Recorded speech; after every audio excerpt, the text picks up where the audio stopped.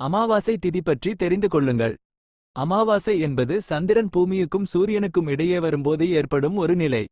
இந்த நேரத்தில் சந்திரன் நம் கண்களுக்கு தெரியாது. இந்த சமயத்தில் அமாவாசை திதி மிகவும் முக்கியத்துவம் வாய்ந்தது.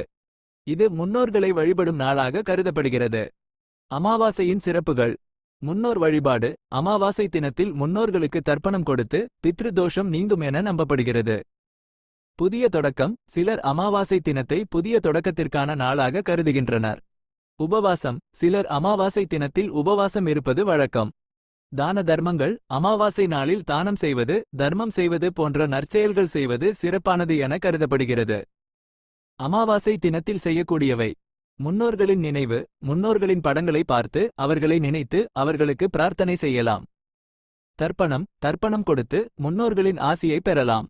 திருக்கோயிலுக்குச் செல்லுதல். அருகிலுள்ள கோயிலுக்குச் சென்று தெய்வங்களை வழிபடலாம்.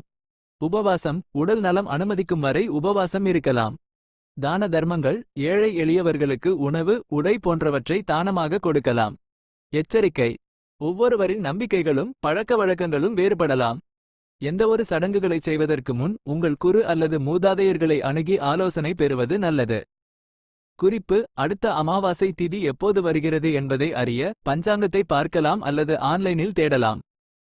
உங்களுக்கு வேறு ஏதேனும் கேள்விகள் இருந்தால் கேட்கலாம். தொடர்புடைய தகவல்கள். சோமவதி அமாவாசை. இது மிகவும் முக்கியமான அமாவாசைகளில் ஒன்று. மகாலய அமாவாசை. இது பித்ருபட்சத்தின் கடைசி நாள். நீங்கள் எந்த விதமான அமாவாசை திதி பற்றி மேலும் தெரிந்து கொள்ள விரும்புகிறீர்கள்? முக்கியமான